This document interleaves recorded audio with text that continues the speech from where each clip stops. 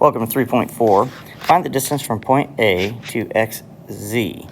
So what's important is that you find point A and xz, and then what you need to find is the line that's perpendicular.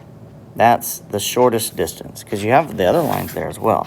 So we need to find that first, the perpendicular line, and then you find the distance. So again, distance is x minus x squared plus y minus y squared.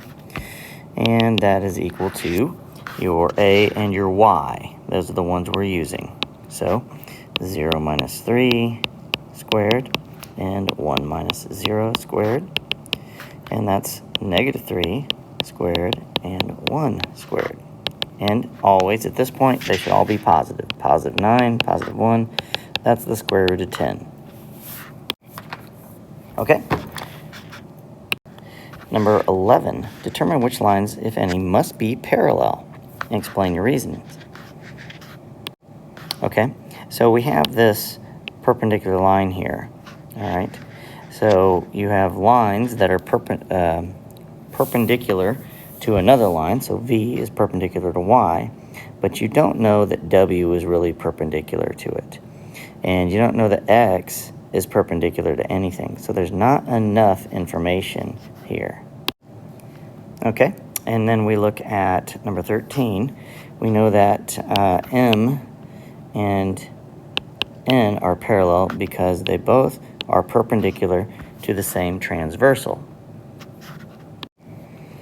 Okay, so that's the lines perpendicular to a transversal theorem.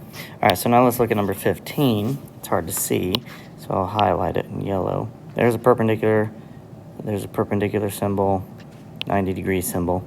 So N is parallel to P because they are lines perpendicular to a transversal, K.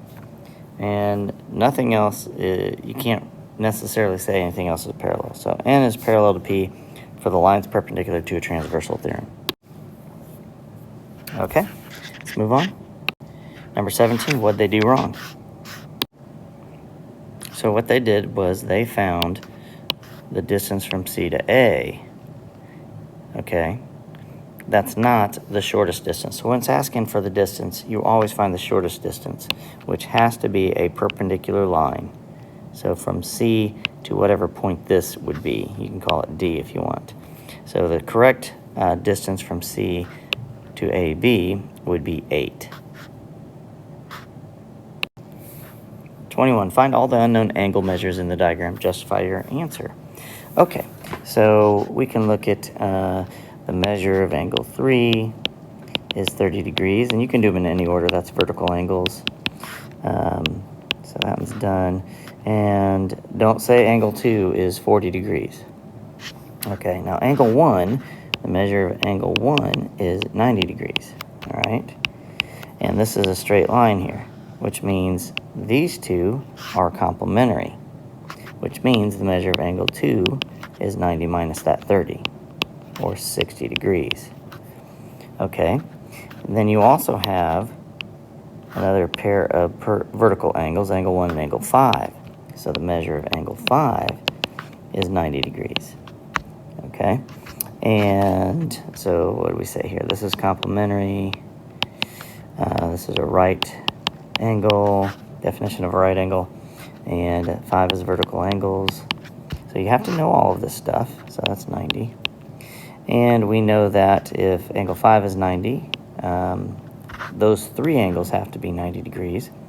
So we have 30 and 40 together. That's 70.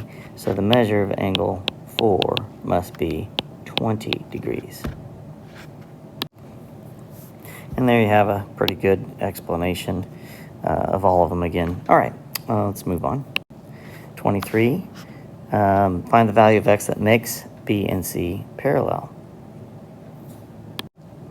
Okay, and it does say, that A is perpendicular to B. So that means you have a perpendicular 90 degrees there, and these two are alternate exterior angles, and it has to be the converse theorem because you're proving that they're parallel. So alternate exterior angles are equal, so 9x plus 18 equals 90. subtract the 18, and 9x equals 72. Divide off the 9, x equals 8. So it would be the alternate exterior angles converse theorem. All right, number 25. Park officials want to build a boardwalk that passes a geyser. Okay. And a proposed design is shown. The boardwalk must be at least 100 feet from the center of the geyser. So this has to be 100. And does the design meet this requirement? Okay, so let's find the distance from G to H. That's going to be x minus x, so 3 minus 6, and 9 minus 3. 3 minus 6 is negative 3. 9 minus 3 is 6. And when you square them, it goes positive. 9 plus 36 is square root of 45. And just use your calculator to figure out what that is, which it's approximately 6.7. G to H is 6.7 units. So look at what they told you. 1 unit is 15 feet.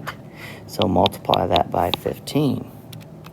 And you get 100.62. So yes, it does meet the requirement. All right, review.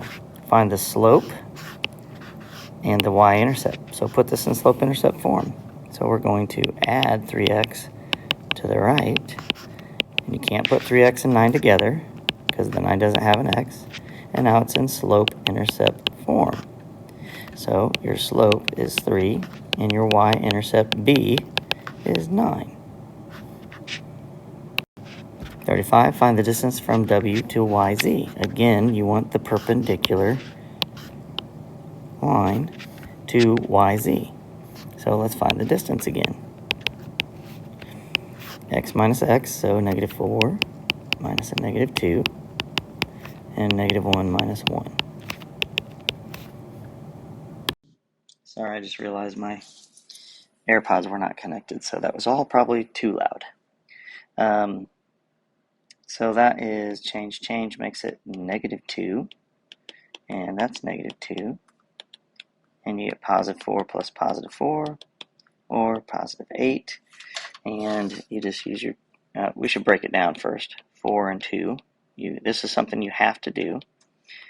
And now you take the square root of 8 on your calculator, and that's 2.83.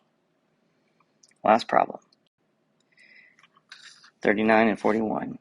We're going to use point G. So point G is right here to answer these questions. So 39. Consider the lines that contain the segments in the figure and the planes that contain the faces of the figure. Which lines or planes contain point G and appear to fit the description? So 39 says lines parallel to EF. So EF is right here at the bottom of the box. What is parallel to EF that's containing point G? Well, that would be line GH. GH would be parallel to EF in the same plane. Okay, now we go to number 41. Skew to EF containing point G. So skew would be not parallel and not intersecting. So GC